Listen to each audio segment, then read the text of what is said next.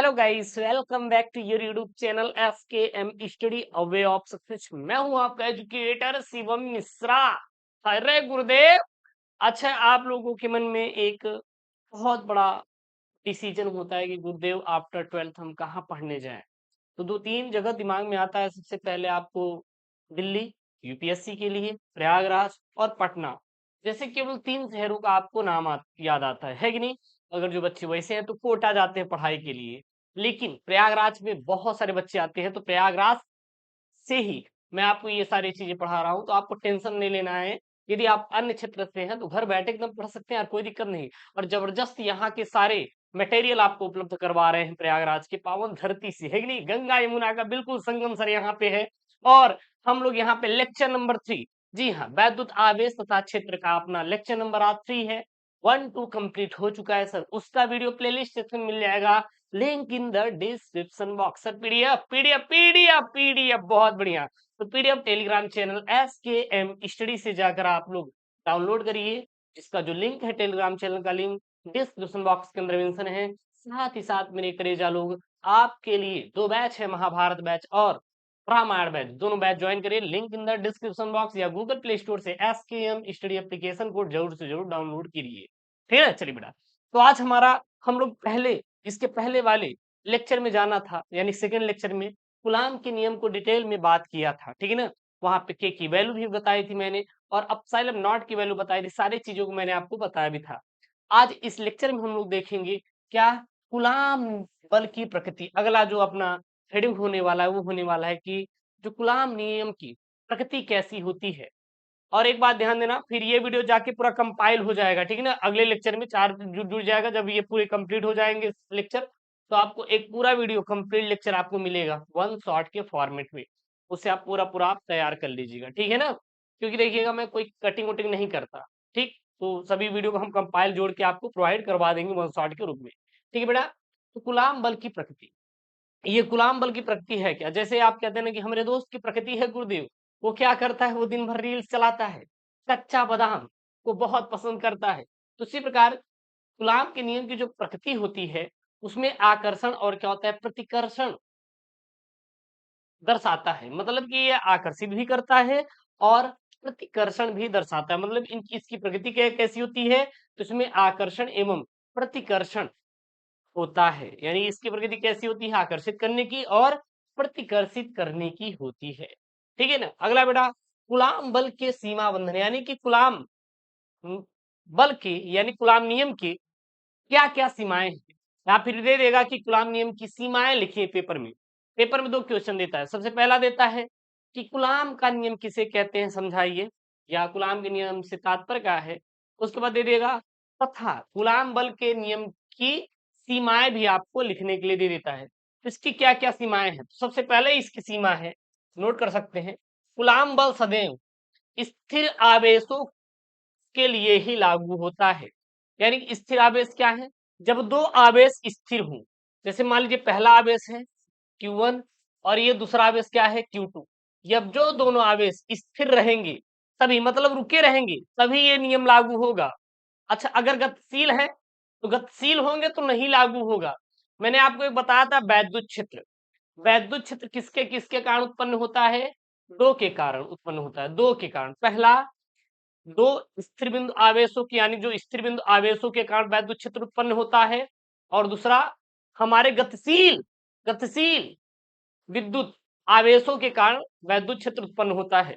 लेकिन जब कोई भी वैद्युत बिंदु या वैद्युत आवेश क्या होता है, गतिशील होता है, तो दो प्रकार का क्षेत्र उत्पन्न करता है, चुंबकीय क्षेत्र और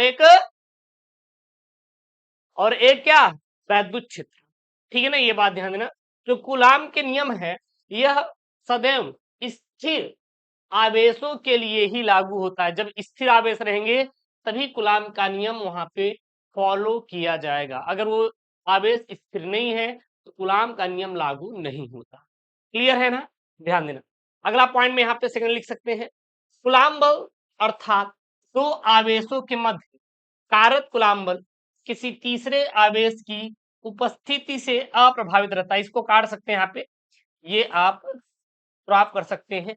सीधा लिखेंगे, दो आवेशों के मध्य कार्यरत कुलाम बल किसी तीसरे आवेश की उपस्थिति से प्रभावित नहीं रहता। हम लोग कुलाम बल क्या होता है आप बताते ना, किन्हीं दो स्थिर आवेशों के बीच की दूरी केवल के व्युत्क्रमानुपाती और उनके बीच लगने वाले बल के अनुक्रमानुपाती होता है। तो ये एक हमारा आवेश Q1 है, दूसरा आवेश क्या बेटा Q2 है, ठीक है ना। अब यहीं पे Q3 भी आवेश या Q0 आवेश रख दें तो गुरुदेव प्रभाव पड़ेगा क्या? अरे भैया नहीं पड़ेगा। अगर आपका घर है सड़क के किनारे, मान लीजिए आपके मामा जी आ गए, आप हैं और आपके मामा जी आ गए, तो आपको उनसे तो फर्क पड़ता है, उनसे फर्क पड़ता है ना, हाँ वो मामा जी हैं, हम उनसे मिलाप करेंगे। लेकिन यहीं पे तीसरा कोई अन्य व्यक्ति आ गया, बाहरी व्यक्ति, क्या उससे कोई संबंध रहेगा? नहीं गुरुदेव, नहीं रहता। यानी कि यही कहना चाहता है कि दो आवेशों के मध्य कार्यरत कूलाम बल किसी तीसरे आवेश की उपस्थिति से क्या होता है? अप्रभावित रहता है। मतलब केवल दो ही इसको आवेश से मतलब है, कोई तीसरा आ जाए, कोई तीसरा Q0 आ जाए, इससे लेना देना बिल्कुल भी नहीं है। ये केवल दो आवेशों से मतलब रखेगा, तीसरा आए चाहे भट्टा जाए गुरुदेव, हमसे लेना नहीं देना नहीं है। समझ में आया नहीं करे जा, एक बार कमेंट करिएगा समझ में आया कि नहीं। अगला पॉइंट लो भैया, कूलाम के नियम की सीमा या कूलाम बल संबंधित सीमा बंधन होता क्या है, ये बात ध्यान देना, ठीक ना। अगला पॉइंट में दो आवेशों के मध्य कार्यरत कूलाम बल, दो आवेशों के मध्य कार्यरत कूलाम बल 10 के घाते -15 मीटर से अधिक दूरियों के लिए ही लागू होता है। मतलब यहाँ पे एक Q1 है हमारा कोई आवेश और एक Q2 आवेश है। अब इनके जो बीच की दूरी रहेगी वो हमेशा और हमेशा कितने से बड़ी होनी चाहिए? 10 के घाते -15 मीटर से अधिक होनी चाहिए, तभी कूलाम का नियम लागू होगा। अगर ये दोनों आवेश 10 के घाते -5 मीटर से कम है, कम दूरी पर है, तो कूलाम बल संबंधित नियम लागू नहीं होगा। मतलब दूरियां मेंटेन होनी चाहिए। अब जैसे मान लीजिए गुरुदेव वो आके बैठ गए और उनके पिताजी भी देख लिए, अगर थोड़ा और नजदीक बैठ लिए तो हमारी कुटाई हो जाएगी गुरुदेव, दूरी मेंटेन करते हैं ना। बस उसी प्रकार बेटा कूलाम का जो नियम है तभी लागू होगा जब इन दोनों आवेशों की मध्य के बीच की दूरी 10 के घाते -15 मीटर से क्या हो? अधिक हो। अगर कम है तो लागू होगी क्या? अरे भैया बिल्कुल भी लागू नहीं होगी। इतना किसको दिक्कत है? इतना किसको दिक्कत है? नहीं है ना? ना गुरुदेव कोई दिक्कत नहीं ना, एकदम समझ में आ गया गुरुदेव, एकदम समझ में नाम आ गया।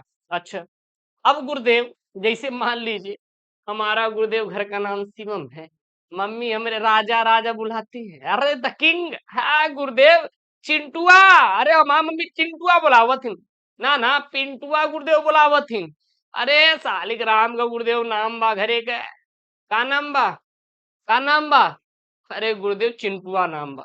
ऐसी तो होता है ना, मतलब कि एक ही लोगों का कई प्रकार से नाम रखते हैं, हाँ? कई प्रकार से नाम रखते हैं? जैसे दोगेश भाई, दोगेश भाई हमारे हैं। आप एक अब आई का जमाना आ गया है, एआई का, आई नहीं बेटा एआई का, ठीक है ना। तो मैं देख देख रहा था इंस्टाग्राम में एक दिन, कच्चा बादाम के नीचे जब देखा तो नीचे आया दोगेश भाई। अरे बंदर रहते हैं भाई, वो लोग ब्लॉगिंग करते हैं तो उनके साथ एक कुत्ता रहता है, उसका दोगेश भाई नाम रखाए हैं, ठीक है ना। तो दोगेश भाई के नाम है कि नहीं? नाम है कि नहीं? उसी प्रकार गुलाम बल के क्या क्या उपनाम है, गुलाम बल के और क्या क्या नाम है वो भी हम लोग देख देख लेते हैं। तो सबसे पहला यहाँ पे गुलाम बल को ही हम लोग संरक्षी बल के नाम से जानते हैं, संरक्षी बल के नाम से जानते हैं। अच्छा गुरुदेव संरक्षी बल होता क्या है? संरक्षी बल होता क्या है थोड़ा देख लेते हैं। कूलाम नियम के अनुसार या कूलाम के अनुसार संरक्षी बल होता है क्या, ध्यान देना, हम देखते हैं उसके पहले। Q1 एवं Q2 द्वारा परस्पर आरोपित बल परिमाण में समान एवं दिशा में विपरीत होते हैं, उसी को क्या कहते हैं? संरक्षी बल कहते हैं। मतलब परिमाण में तो समान लेकिन दिशा में क्या होते हैं? भिन्न भिन्न होते हैं, उसी को संरक्षी बल कहते हैं। यानी कि ध्यान दीजिएगा, ये हमारा पहला आवेश Q1 है बेटा, ये हमारा क्या है? दूसरा आवेश Q2 है। अब Q1 हमारा बल लगाया, Q1 हमारा Q2 पर आकर्षण या प्रतिकर्षण बल लगाएगा, तो ये Q1 से Q2 जा रहा है, यानी कि F12 संरक्षी बल मतलब वेक्टर के रूप में सदिश वेक्टर क्या है, सदिश वेक्टर। तो वेक्टर F12 मतलब कि Q1 से Q2 की तरफ, Q2 भी तो Q1 पर एक बल कार्य करेगा। जैसे कि ये Q1 Q2 को अपनी तरफ खींचा, जब खींचा तो भैया क्या हो जाएगा, वेक्टर F12 मतलब कि यहाँ पे एक से दूसरे की तरफ Q1 से Q2 यानी कि F12, तो Q2 भी तो Q1 पर एक बल कार्य करेगा, तो वेक्टर F21 मतलब कि 2 से 1 की तरफ। समझ में आया कि नहीं, समझ में आया कि नहीं। अब जितना ये लगाएगा उतना ये लगाएगा, जितना ये लगाएगा उतना ये लगाएगा, यानी कि वेक्टर F1 अब ये क्लॉकवाइज है पॉजिटिव, ये एंटी क्लॉकवाइज है तो negative. Mod of vector F1 बराबर minus mod of vector F2। अब ये इधर पे है माइनस, इधर आएगा तो प्लस, तो दोनों जब बल एक दूसरे के बराबर लगाएंगे तो क्या हो जाएगा, परिमाण 0 हो जाएगा, तो वो एक दूसरे के क्या रहेंगे, स्थिर ही जगह पर रहेंगे। ठीक, तो यही क्या है, संरक्षी बल होता है। अच्छा, अब केंद्रीय बल भी कार्य करता है। दूसरा क्या करता है, केंद्रीय बल। अच्छा गुरुदेव, ये केंद्रीय बल क्या होता है, देखिएगा केंद्रीय बल क्या होता है। Q1 एवं Q2 द्वारा परस्पर आरोपित आकर्षण या प्रतिकर्षण बल दोनों आवेशों के केंद्रों को मिलाने वाली रेखा के अनुदिश कार्यरत होता है, इसीलिए इसे केंद्रीय बल भी कहते हैं। केंद्रीय बल भी लागू होता है, जैसे संरक्षी बल लागू होता है उसी प्रकार केंद्रीय बल। अच्छा, केंद्रीय बल कैसे लागू होता है, ये Q1 और Q2 r दूरी पर स्थित है। Q1 इसको अपनी ओर आकर्षित करना चाहेगा, Q2 अपनी ओर आकर्षित करना चाहेगा, फिर कहीं ना कहीं Q2 इसको प्रतिकर्षित भी करना चाहता है, हो सकता है ऐसा, और Q2 इसको कहीं ना कहीं एक दूसरे के केंद्र पर, सेंटर पर बल कार्य कर रहे हैं ना, बल कार्य कर रहे हैं ना, इसी को क्या कहते हैं, केंद्रीय बल। मतलब Q1 Q2 पर बल कार्य कर रहा है, लेकिन लाइन पर एक एक्सिस पर ही ये बल हमारा कार्य कर रहा है। तो F1 से ये जो F है, वेक्टर F12 क्यों है, क्योंकि Q1 Q2 की तरफ कार्य कर रहा, तो वेक्टर F12 Q2 Q1 पर कार्य कर रहा है, तो वेक्टर F21, तो ये इधर। समझ में आया कि नहीं, समझ में आया कि नहीं। यहां तक किसी को कोई दिक्कत है का, यहां तक किसी को कोई दिक्कत है का, एक बार कमेंट बॉक्स में आप लोग छात्र बेटा बता देंगे, यहां तक किसी को कोई दिक्कत है क्या। ये समझ में आ गया, ये समझ में आ गया, मतलब कि कूलाम बल संबंधित सीमाएं क्या क्या हैं, ठीक है ना। कूलाम बल की प्रकृति कैसी होती है ये देख ली। उसके बाद मैंने आपको बताया कूलाम बल के उपनाम क्या क्या है, तो एक केंद्रीय बल, दूसरा संरक्षी बल। अब एक सबसे इंपॉर्टेंट टर्म आता है कूलाम नियम का सदिश निरूपण, ये पेपरवाम भर भर के आता है। कूलाम नियम का सदिश निरूपण बहुत सिंपल भाषा में समझाएंगे। 11 में आप पढ़े होंगे सदिश वेक्टर और अदिश वेक्टर, आपने पढ़ा था कि नहीं, एक बार बताइए कमेंट में, आपने पढ़ा था कि नहीं। सदिश वेक्टर और अदिश वेक्टर अगर पढ़े होंगे तो समझ में आ जाएगा। इसीलिए कहा जाता है ना कि 11th थोड़ा सा पढ़ के आओ, मतलब जब आप 11th में कक्षा 11वीं में कुछ पढ़े रहेंगे तब 12वीं में तो मजा आएगा पढ़ने में ना। अब देखिएगा, हमेशा ध्यान देना, सदिश वेक्टर में परिमाण के साथ साथ क्या होती है, दिशा भी होती है। अगर परिमाण है तो दिशा भी होगी, तो वो क्या कहलाएगा, सदिश वेक्टर। अब ध्यान नहीं, भी ध्यान दीजिए, क्या होता है सदिश, एक सदिश होता है, एक क्या होता है, अदिश होता है। सदिश में परिमाण होगा और क्या होगी, दिशा भी होगी, दिशा भी होगी। अदिश में केवल परिमाण होगा और दिशा नहीं होगी, दिशा बेटा नहीं होगी, उसे क्या कहते हैं, अदिश कहते हैं। अब परिमाण के साथ साथ दिशा मतलब कि 2 किलोमीटर प्रति घंटा की रफ्तार से एक कार पूरब की ओर जा रही है। ध्यान देना, समझ लीजिए तब समझ आएगा सदिश वेक्टर क्या होता है। सदिश वेक्टर क्या होता है, एक कार 2 किलोमीटर प्रति घंटा की रफ्तार से पूरब की तरफ जा रही है, पश्चिम की तरफ जा रही है। तो इसमें ये जो बता रहा है 2 किलोमीटर प्रति घंटा, ये हमारा क्या हो गया, परिमाण हो गया। पूरब की तरफ क्या हो गई, दिशा हो गई, तो वो क्या होता है, सदिश होता है।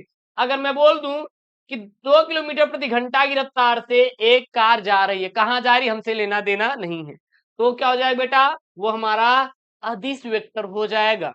तो सदिश और अदिश समझ में आना, तो ये बता रहा है कि कूलाम नियम का सदिश निरूपण कैसे करेंगे, ये हमें बताइए। चलिए अब समझ में आना सदिश क्या है।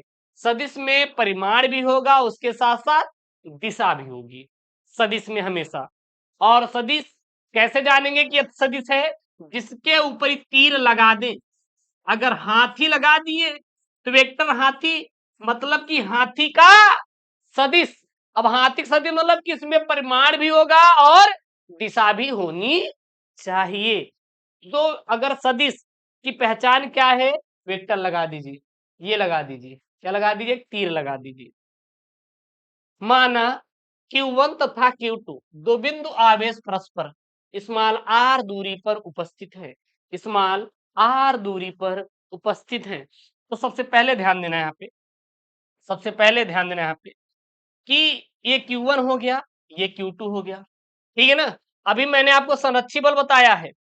Q1 Q1 जब Q2 पर बल कार्य करेगा तो क्या हो जाएगा, वेक्टर F12 मतलब Q1 से Q2। अब भैया जो Q1 से Q2 जितना लगाएगा उतना ही तो Q2 से Q1 लगेगा। जब Q2 से Q1 लगेगा तो वेक्टर F21, F21। अब देखिएगा, ये तो चलिए बता दिया कि Q1 Q2 पर बल लगा रहा है, बल लगा रहा है, वेक्टर F12 बल लगा रहा है, बल लगा रहा है मतलब कोई कार बल के द्वारा ही तो चलती है, बल लगा के। लेकिन लेकिन लेकिन अगर सदिश बात कर रहे हैं, सदिश है तो उसके परिमाण, ये तो परिमाण तो बता दिया, लेकिन दिशा भी होनी चाहिए। अच्छा दिशा क्या है गुरुदेव, है दूरिया, दूरी आर्क क्या है, यही तो दिशा बता रहा है। अगर हम Q1 से Q2 की तरफ दिशा लेंगे तो क्या हो जाएगा, आर कैप 12, क्योंकि F12 है Q1 से Q2। अच्छा अगर हम इधर से लेंगे तो Q2 से Q1, बहुत बढ़िया गुरुदेव, हमारा क्या हो जाएगा, कैप R21, मतलब कुल मिला के कि Q1 से Q2 अगर हम लोग सदिश वेक्टर देखेंगे, बल देखेंगे तो F12 वेक्टर F12 आ जाएगा। और जो इसकी दूरी हो जाएगी वो क्या हो जाएगी, इसकी गुरुदेव मन परिमाण, परिमाण क्या हो जाएगा, कैप R12 और इधर कैप 21, R21। ठीक समझ में आया ना। तो चलिए ये समझ में आएगी नहीं, कुल मिला के भैया ये कूलाम का नियम ही है, कूलाम का बल ही है, उसका सदिश रूप निकालना है, ज्ञात करना है, सिद्ध करना है, पेपर में आता है। तो सबसे पहला Q1 आवेशित कर द्वारा Q2 पर आरोपित बल। अच्छा जब Q1 आवेशित कर द्वारा Q2 पर आरोपित बल लगाएगा तो आपको एक कूलाम के नियम का परिभाषा याद होगा, F बराबर Q1 Q2 अपान R स्क्वायर, याद था, याद था। अब वही यहाँ पे रख दीजिए। अब हम यहाँ पे F के स्थान पे Q1 से Q2 जा रहा है तो वेक्टर F12 लिखेंगे, बराबर के ही रहेगा। अब यहाँ पे Q1 Q2 रहेगा, स्मॉल R स्क्वायर ये तो रहेगा ही। ये हमारा क्या हो गया, ये परिमाण हो गई, लेकिन दिशा आनी जरूरी है ना। Q1 से Q2 जा रहा है तो दिशा क्या हो जाएगी, अभी बता था, R cap 12, R cap 12, R cap 1, ये क्या हो गई, दिशा। क्यों दिशा हो गई, कि भैया ये सदिश वेक्टर है, यानी कि जहां R कैप 12 वेक्टर F12 की दिशा में इकाई सदिश है। अगला, अभी Q1 से Q2 लिए, अब क्या लिए, Q2 से Q1 लेंगे तो Q2 आवेशित कर द्वारा Q1 पर आरोपित बल, तो क्या हो जाएगा, वेक्टर F21। अभी हम Q1 से Q2 ले रहे हैं तो 1 2 था, अब हम Q2 से Q1 ले रहे हैं उल्टा, तो 2 1 आएगा, बराबर क्या ऐसे ही रहेगा, K इंटू Q1 Q2 पान R स्क्वायर, ये तो परिमाण हो गया। दिशा गुरुदेव हम अगर सदिश का निकालेंगे तो R कैप 21, R कैप 21 मतलब कि हमारा Q2 से Q1 की तरफ, ठीक है ना। जहां R कैप 21 क्या है, R कैप 21 क्या है, यानी 2 1 क्या है, ये हमारे वेक्टर F21 की दिशा में इकाई सदिश है, इकाई सदिश है, इकाई सदिश है, ठीक है।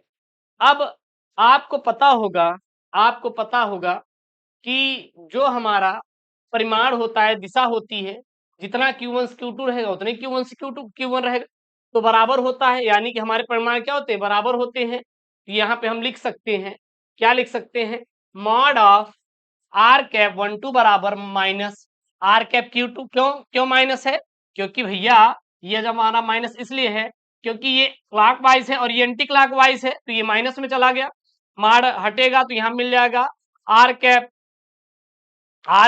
12 बराबर माइनस आर कैप 21 है, 21 यहाँ पे हो जाएगा, ये 21 हो जाएगा, क्या हो जाएगा, 21 हो जाएगा, क्या हो जाएगा, 21 हो जाएगा, ठीक है ना।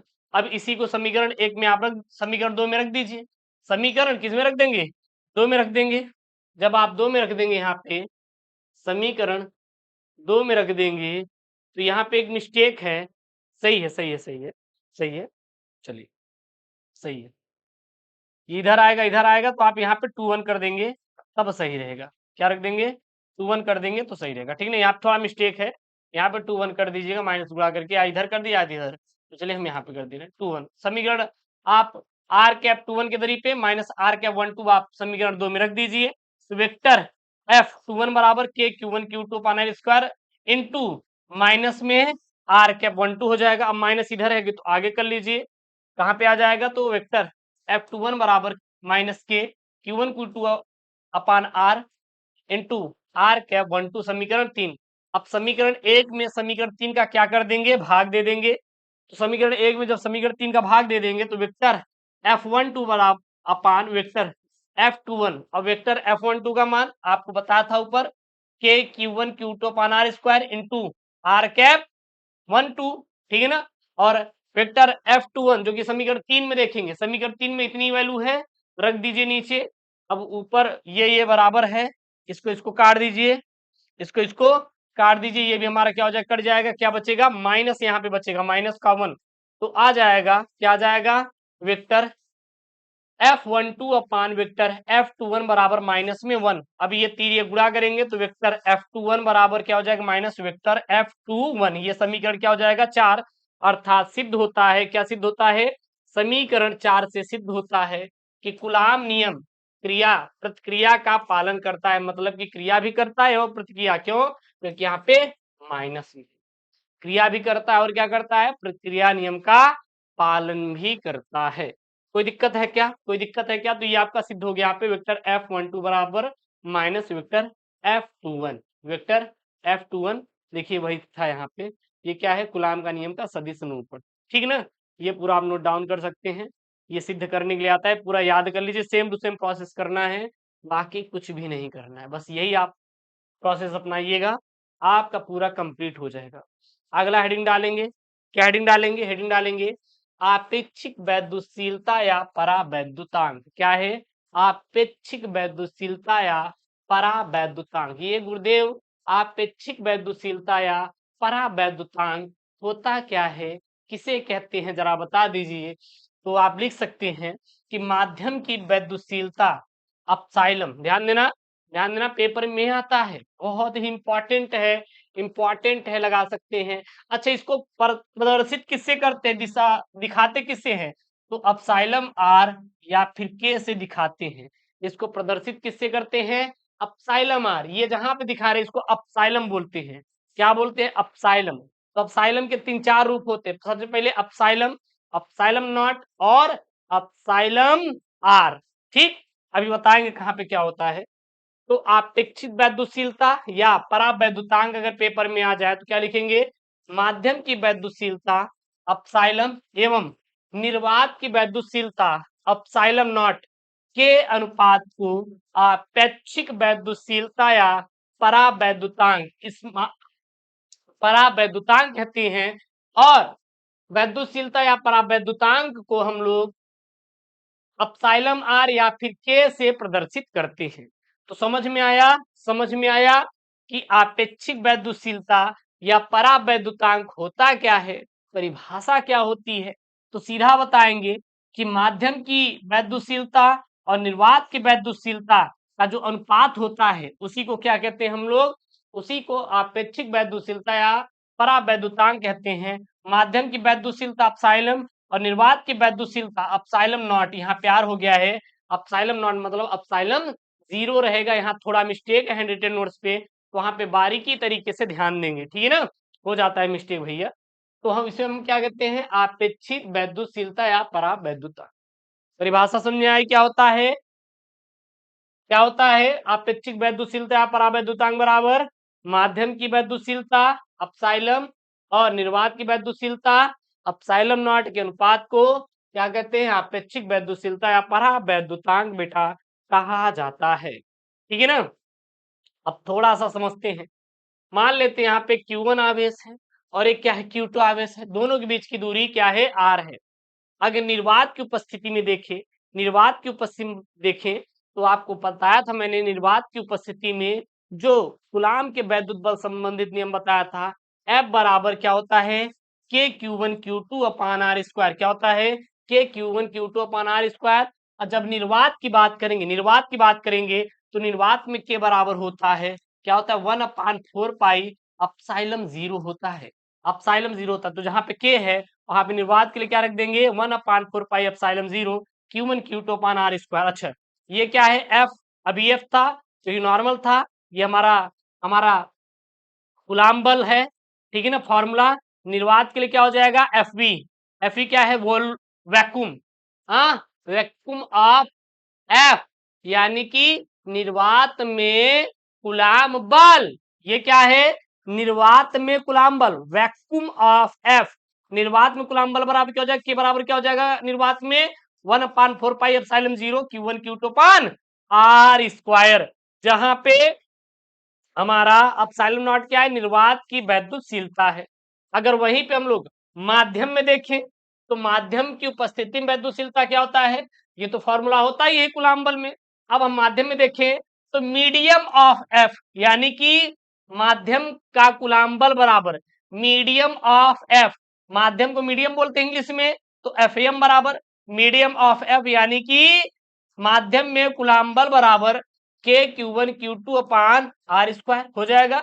अच्छा अब माध्यम के लिए के बराबर क्या रख देंगे, निर्वात में 1/4 पाई एप्सिलॉन 0 रखते हैं, तो माध्यम के लिए ये हम यहाँ पे अपसाइलम हटा देंगे, अपसाइलम तो रहेगा नॉट हटा देंगे, नॉट हटा देंगे, यानी कि अब निर्वात नहीं है, अगर निर्वात नहीं है तो 0 रहेगा क्या, नहीं रहेगा, तो जो नॉट हटाएंगे तो आ जाएगा एफ एम बराबर 1/4 पाई एप्सिलॉन गुणते Q1 Q2 अपान R स्क्वायर। अच्छा अपसाइलम यहाँ पे क्या है माध्यम की वैद्युतशीलता, तो अपसाइलम माध्यम की वैद्युतशीलता, अपसाइलम नॉट ये निर्वात की वैद्युतशीलता। अब क्या करेंगे, अब क्या करेंगे, अरे भैया अब एफवी को एफएम से क्या कर दीजिए भाग दे देंगे। अब हम लोग क्या करेंगे एफवी को एफएम में भाग दे देंगे, तो रखेंगे तो आ जाएगा पूरा कट जाएगा, कट जाएगा तो ऊपर अपसाइलम जी नॉट बचेगा, नीचे अपसाइलम, तो आ जाएगा F V upon F M बराबर अपसाइलम बट्टे अपसाइलम नॉट, यानी माध्यम की वैद्युतशीलता बट्टे निर्वात की वैद्युतशीलता को हम लोग क्या कहते हैं परा वैद्युतांक कहते हैं। और इसी को हम लोग हम लोग अपसाइलम और या फिर के से प्रदर्शित करते हैं, के से प्रदर्शित करते हैं। इतना समझ में आई नहीं, इतना समझ में आई नहीं, F V upon F M बराबर हमारा अपसाइलम बटे एप्सिलॉन नॉट, और इसी को F V upon F M को यानी कि निर्वात में कूलाम बल बटे माध्यम का कूलाम बल बराबर क्या होता है परावैद्युतांक होता है। तो दो तीन परिभाषाएं आपकी बन जाएंगी, ठीक है। अच्छा जब हमारा F V upon F M है तो दोनों का जो बीमा होगी कट जाएगी, तो ये बीमाहीन राशि होती है, साथ ही साथ इसकी यूनिट भी कट जाएगी, तो आप सीधा बता देंगे जो परावैद्युतांक होता है इसकी कोई बीमा नहीं होती, यानी कि बीमा विहीन होती है और यूनिट लेस भी होती है। तो अपसाइलम आर अपा अपसाइलम आर या ये या है या के की बीमा नहीं होती। हम दो इसको चीजों से डिनोट करते हैं, इसको हम लोग अपसाइलम आर से भी दिखा सकते हैं और के से भी बेटा इसको हम दिखा सकते हैं, के से भी दिखा सकते हैं, ठीक है ना। इधर आते हैं, इधर आने से पहले, इधर आने से पहले आप इधर आइए। आपको पता होगा, आपको पता होगा कि मैंने भी आपको फॉर्मूला बताया, क्या बताया फॉर्मूला बताया F V upon F M बराबर अपसाइलम बट्टे अपसाइलम नॉट बराबर ई आर, ई आर आपको पता है कि नहीं। अब ई आर का मान सदैव सदैव क्या होता है एक से अधिक होता है, ER का जो मान होता है परावैद्युतांक का मान क्या होता है, 1 से अधिक होता है। अगर ये 1 से अधिक हुआ, अगर ये 1 से अधिक हुआ तो ये हो जाएगा ना, क्या हो जाएगा, एप्सिलॉन बटे एप्सिलॉन नॉट 1 से अधिक हो जाएगा। तो यानी कि अब ये तिर्यक गुणा हो जाएगा तो epsilon is greater than epsilon not, यानी कि हमारा जो माध्यम की वैद्युशीलता होती है वो निर्वात की वैद्युशीलता से क्या होता है, अधिक होता है।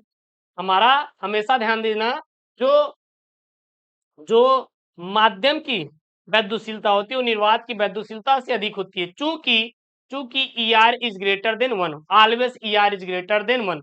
इसी प्रकार जब यहाँ पे इसको भी रख देंगे हम लोग, इसको भी यहाँ पे रख देंगे, इससे रिलेटेड करेंगे तो ये अधिक हो जाएगा, यानी कि FV का मान FM से अधिक होता है।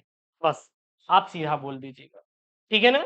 अब ER के कुछ मान हैं, आप नोट कर लीजिए, जो कि बहुत ही ज्यादा इंपॉर्टेंट है और पेपर में आते हैं ऑब्जेक्टिव में। ER का मान याद कर लीजिए, ER का मान निर्वात के लिए कितना होता है, 1.0015। ER का मान वायु के लिए, यानी परावैद्युतांक मान R के लिए कितना होता है, वायु के लिए कितना होता है, एयर के लिए, तो 1.00059 होता है। और ER का मान ऑक्सीजन के लिए कितना होता है, 1.00054 होता है। ER का मान परावैद्युतांक मान नाइट्रोजन कितना होता है, 1.00058 होता है। ER का मान कांच के लिए कितना होता है, 5 से 10 होता है। और वहीं पे ER का मान रबड़ के लिए कितना होता है, 2.8 होता है। और ER का मान जल के लिए कितना होता है, 80 या फिर 81। आप 80 रखेंगे तो क्वेश्चन सही सॉल्व हो जाएगा, 80 या 81 दोनों में से कोई एक रख देंगे, गलत नहीं होगा। ER का मान धातु के लिए कितना होता है, तो अनंत होता है, अनंत होता है। और ये हमारा क्लास 12 फिजिक्स का लेक्चर नंबर बेटा क्या है, 3 है, ठीक है ना। और जब ये पूरे लेक्चर कंप्लीट हो जाएंगे तो सब हम जोड़ के आपको वन शॉट बना देंगे, क्लियर है ना। ठीक है, अब हम लोग इसके नेक्स्ट लेक्चर में देखेंगे। एक बात ध्यान देना, जितने भी स्टूडेंट हैं वो चैनल को सब्सक्राइब कर लें, वीडियो को लाइक कर दीजिए, और दो बैच से महाभारत बैच से जाके जुड़ जाइए। और रामायण बैच में one shot video and ten पूरा कंप्लीट है, 30 तक आपको पूरा कंप्लीट सिलेबस करवा देंगे नवंबर तक, टेंशन मत लीजिएगा। फिर आपको 1 नवंबर से शुरू हो रहा है महाभारत बैच, जरूर से जरूर ज्वाइन करिए लाइव क्लास के लिए। और टेलीग्राम पर इसका आपको PDF मिल जाएगा। मिलते हैं नेक्स्ट वीडियो में दोस्तों, thank you, Jai Hind, take care, bye bye, love you all यार, लव यू ऑल।